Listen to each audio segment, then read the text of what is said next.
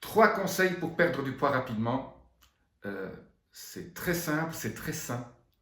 Vous n'allez pas perdre 20 kilos, c'est pour perdre quelques kilos rapidement en 5 à 7 semaines, perdre 1 à 2 kilos de façon saine.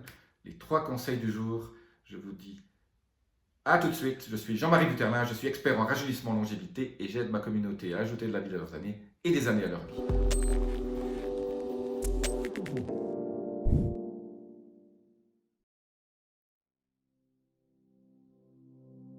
Premier conseil tout de suite, c'est de boire une cuillère à café d'huile d'acide caprylique. Ça s'appelle une huile, ce sont des triglycérides à chaîne moyenne, ça aide à faire des cétones et en même temps, bien sûr, il faut éliminer les sucres et les féculents.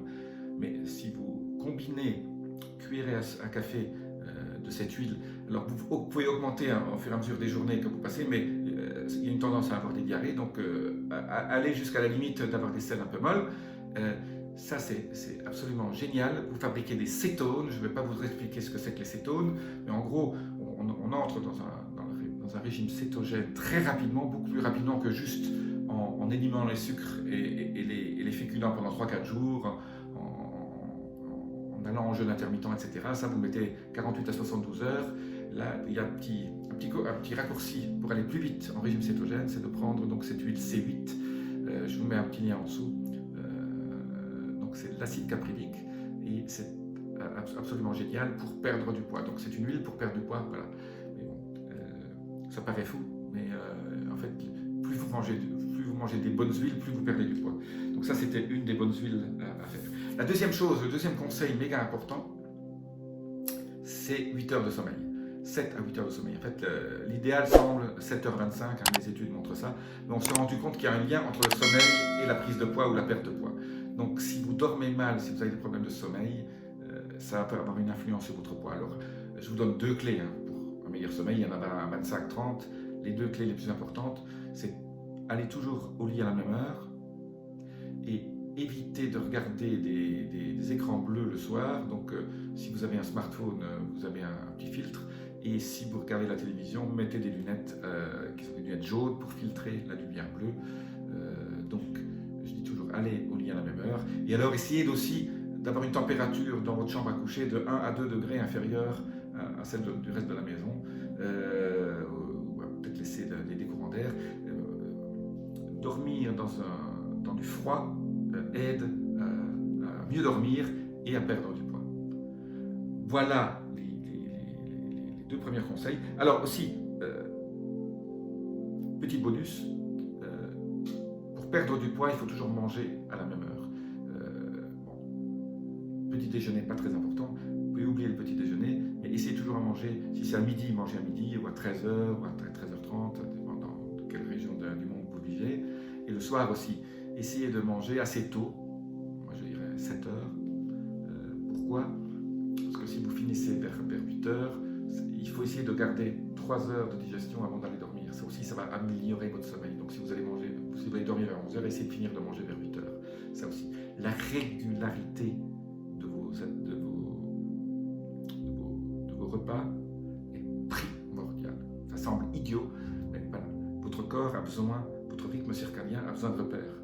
Et donc il sait quand il doit commencer à lancer les hormones pour digérer, les hormones pour avoir du faim, la satiété, tout ça est un régime très complexe et chacune de ces hormones a son petit rythme à elle et il est très important de ne pas le déranger. C'est pour ça que quand vous voyagez et que vous avez du jet lag, c'est un gros problème parce que, et c'est là que généralement on prend du poids. Souvent quand on voyage on prend du poids parce qu'on mange mal, on mange n'importe quoi et on perd ce rythme circadien idéal qui fait que vous avez un régime métabolique optimal. Et c'est là où je vais aussi bientôt vous parler de la flexibilité métabolique. C'est important de pouvoir passer d'un régime cétogène à un régime où vous mangez quand même un peu de nitrate de carbone, des féculents, et pouvoir passer de l'un à l'autre très rapidement est génial. Et l'huile, l'acide caprylique C8 aide justement à passer très vite d'un régime métabolique à un autre. On appelle ça la flexibilité métabolique. C'est absolument génial. au niveau pour garder une inflammation basse, qui est la clé de votre longévité. Hein. Je le dis souvent, j'ai fait beaucoup de vidéos sur l'inflammation. La clé de la longévité et la clé de ne pas avoir des maladies graves, c'est garder l'inflammation basse. Et c'est quoi une inflammation basse?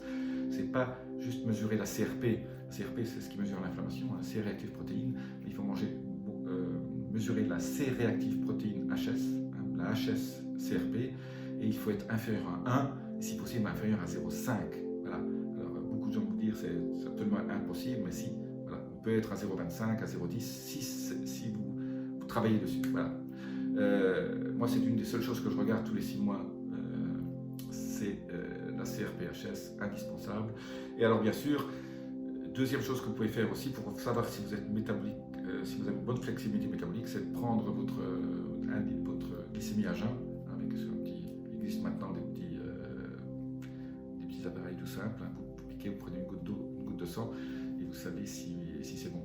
Alors là aussi, on vous dit que jusqu'à 120 c'est bon. En fait, il faudrait être inférieur à 100. Entre 110 et 120, on est déjà dans une zone un peu orange où on devient prédiabétique.